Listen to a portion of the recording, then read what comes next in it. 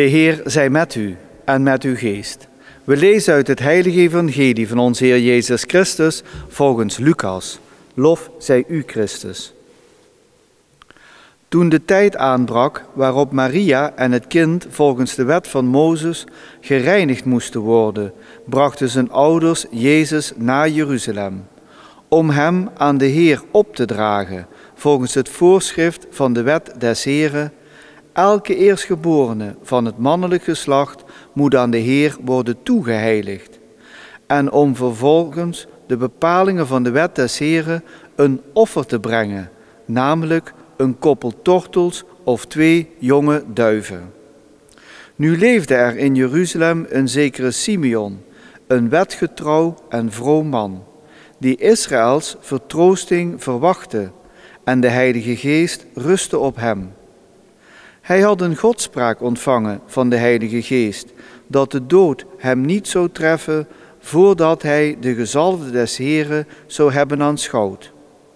Door de Geest gedreven was hij naar de tempel gekomen. Toen de ouders het kind Jezus daar binnen brachten om aan hem de voorschriften der wet te vervullen, nam Simeon het kind in zijn armen en verkondigde Gods lof met de woorden: Uw dienaar laat gij, Heer, nu naar uw woord in vrede gaan. Mijn ogen hebben thans uw heil aanschouwd, dat gij voor alle volken hebt bereid. Een licht dat voor de heidenen straalt, een glorie voor uw volk Israël.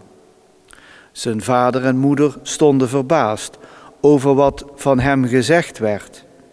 Daarop sprak Simeon over hen een zegen uit. En hij zei tot Maria, zijn moeder: Zie, dit kind is bestemd tot val of opstanding van velen in Israël, tot een teken dat weersproken wordt, opdat de gezindheid van vele harten openbaar mogen worden. En uw eigen ziel zal door een zwaard worden doorboord. Er was ook een profetes, Hanna, een dochter van Fanuel uit de stam van Aser. Zij was hoogbejaard en na haar jeugd had zij 7 jaren met haar man geleefd. Nu was zij een weduwe van 84 jaar. Ze verbleef voortdurend in de tempel en diende God dag en nacht door vasten en gebed.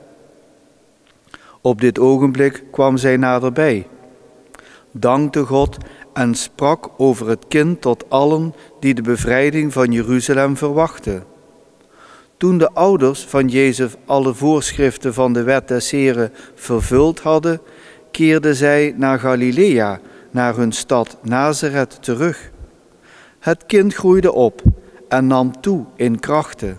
Het werd vervuld van wijsheid en de genade Gods rustte op hem. Zo spreekt de Heer. Wij danken God. Een mooi evangelie vandaag. Maria Lichtmis wordt deze zondag genoemd vanwege de kaarsjes die de mensen aansteken om dat licht van die blijheid, die vreugde van ons geloof ook met zich mee te dragen. Want waarom wordt Jezus naar die tempel gebracht? Waarom zijn wij als kleine kinderen, toen we gedoopt werden, naar de kerk gebracht? Wat was daar de zin van? Die zin die vinden we terug in de eerste lezing van deze zondag. En daar moeten we even naar teruggrijpen, want dat is namelijk toekomstmuziek voor ons. Zo staat er bij Maleachi: Let op, hij komt, zegt de Heer van de hemelse machten. Maar wie kan de dag van zijn komst verdragen? Wie zal er staande blijven wanneer hij verschijnt? En dat, goede vrienden, daar gaat het om in dat hele kerkelijke leven, dat wij voorbereid worden op die dag die gaat komen. En dan is het Jezus die ons dat voordoet om ook naar die tempel gedragen te worden, om daar opgedragen te worden, zodat zijn leven ook een lofzang wordt op datgene wat God bewerkt in deze wereld. En dat geldt voor ons precies hetzelfde. Als gedoopten zijn wij er ook om die lof van God uit te dragen. Wat is nou het mooie van wat wij tegenkomen in die sacramenten en ook wat die kerk ons eigenlijk vertelt? Dat is dat Jezus bereid is, hij heeft ons dat beloofd, hij vult alles aan waarin wij tekortschieten voor dat lof wat wij moeten brengen aan God. Ja, als je zo iemand hebt die alles aanvult waarin je zelf tekortgeschoten bent, goede vrienden, dan mag je blij zijn dat je dat geloof hebt. En die kerk die draagt dat uit naar ons toe.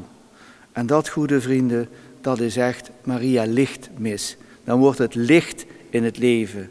Je wordt gewoon geholpen, overal in waar je tekortschiet, daar doet Jezus dat aanvullen.